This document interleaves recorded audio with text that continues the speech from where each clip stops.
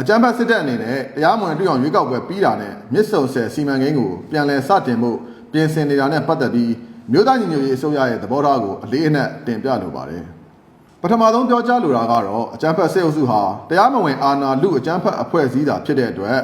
မြန်မာနိုင်ငံရဲ့သဘာဝတရားဇာတတွေကိုရောင်းချပိုင်ခွင့်နိုင်ငံတကာစာချုပ်တွေချုပ်ဆိုပိုင်ခွင့်လုံးဝမရှိပါဘူး။အကြမ်းဖက်စစ်အုပ်စုနဲ့ချုပ်ဆိုတဲ့ဘလို့စီးပွားရေးစာချုပ်မျိုးမဆိုအတိဖြစ်မှာမဟုတ်သလိုဖြစ်ပေါ်လာတဲ့ဆုံးရှုံးမှုနစ်နာမှုမှန်သမျှဟာလည်းစစ်အုပ်စုနဲ့ယင်းနှိမ့်မြုပ်နှံသူတွေရဲ့တာဝန်သာဖြစ်ကြောင်းမြို့သားညီညွတ်ရေးအစိုးရအနေနဲ့တရားဝင်ထုတ်ပြန်ထားပြီးဖြစ်ပါတယ်။မြစ်ဆုံစီမံကိန်းကြောင့်ဖြစ်ပေါ်လာမဲ့သဘာဝပတ်ဝန်းကျင်စိုးကျိုးတွေဟာလည်းအစားထိုးမရနိုင်အောင်ကြီးမားလှပါတယ်။ဆယ်ကြောင့်နှုံးမြေစီးဆင်းမှုရပ်တန့်သွားရင် AR တိုင်းကလေယာမြေတွေရဲ့နေစီလွာပျက်စီးသွားမှာဖြစ်တယ်လို့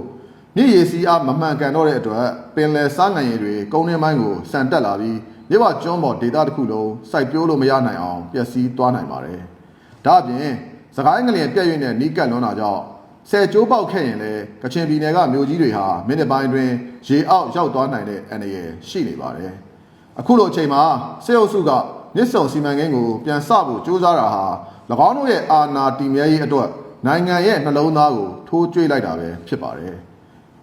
မြို့သားညီညွတ်ရေးအစိုးရအနေနဲ့ပြည်သူအတန်ကိုနာခံပြီး AR မြစ်ကြီးထာဝရအစည်းအဝေးနိုင်ရေးဒေါ်လာရေးမဟာမိတ်များနဲ့ပူးပေါင်းပြီးအစွမ်းကုန်ဆောင်ရွက်သွားမှာဖြစ်ကြောင်းအတိပေးပြောကြားလိုပါတယ်။